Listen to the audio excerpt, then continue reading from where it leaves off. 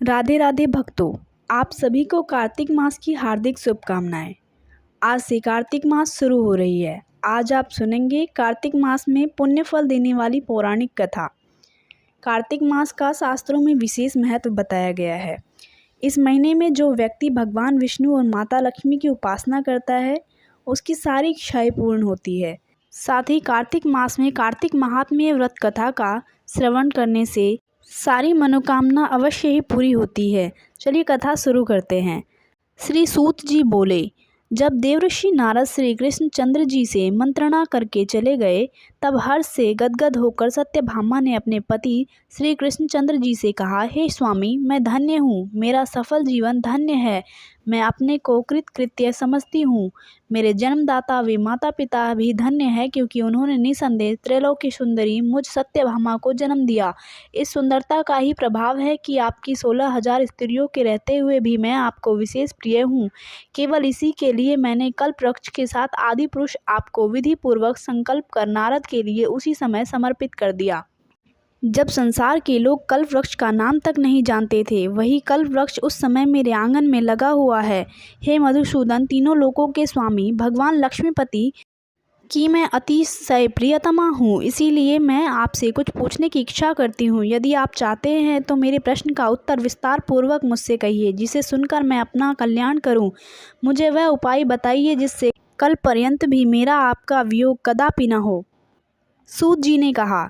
इस प्रकार अपनी प्रियतमा सत्यभामा की बातें सुनकर श्री कृष्ण जी मंद मंद मुस्काने लगे। सत्यभामा का हाथ अपने हाथ में लेकर हास परिहास के साथ कल्प वृक्ष के नीचे पहुँचे और उस स्थान से सब सेवकों को हटा दिया। सत्यभामा की ओर देखकर हंसे, साथ ही पूछा कि क्या वह उपाय सुनोगी।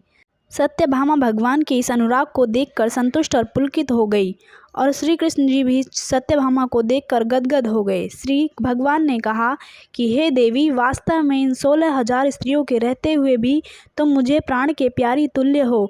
तुम्हारे लिए तुम्हारी कल्प वृक्ष वाली जिद रखने के लिए देवताओं के साथ इंद्र से भी लड़ गया था। हे प्यारी, जो तुम पूछना चाहती हो वह तो बड़ी ही अद्भुत बात है। तुम्हें मैं जो किसी को ना देने वाली बहुमूल्य वस्तु भी दे देता हूँ, ना करने वाला काम भी करता हूँ, छिपाने वाली बात भी कह देता हूँ, तो फिर मुझसे पूछने की आवश्यकता ही क्यों थी। तुम्हारे मन में जो प्रश्न हो पूछो, मैं कहूँगा।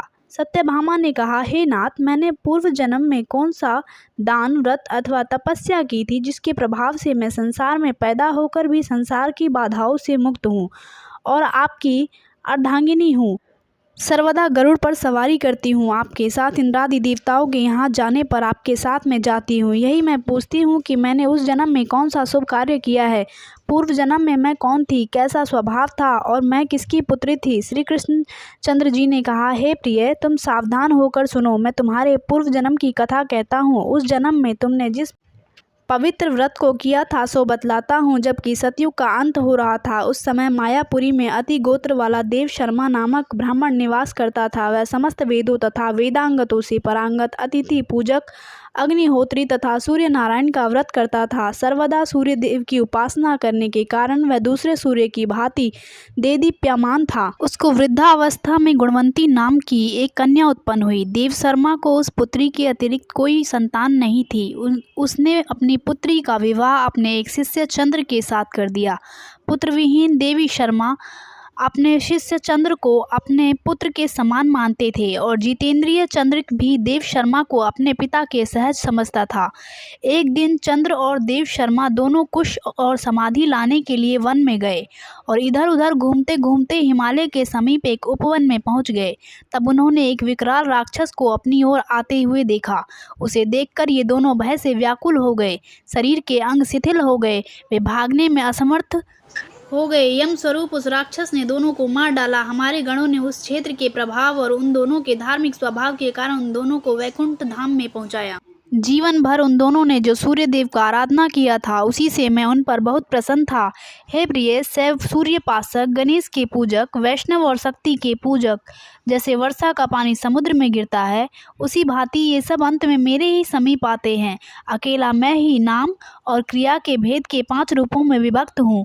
जैसे किसी का नाम देवदत्त है, वही देवदत्त किसी का बाप है, किसी का पुत्र है, किसी का भाई है और किसी का भतीजा है, लेकिन वास्तव में यह देवदत्त एक ही है। अस्तु, सूर्य के समान तेजस्वी वे दोनों मेरे बैकुंठ में आकर रहने लगे। विमान पर यात्रा करते, उनका मेरे समान रूप था। वे मेरे ही समीप रहते थे और उनके शरीर में दिव्य चंदन लगा रहता था। राधे राधे भक्तों, आज की कथा हम यहीं समाप्त करते हैं। कल की कथा सुनने के लिए चैनल को सब्सक्राइब कर ले, वीडियो को लाइक कर दे तथा कमेंट में अगला अध्याय लिखे। धन्यवाद। राधे।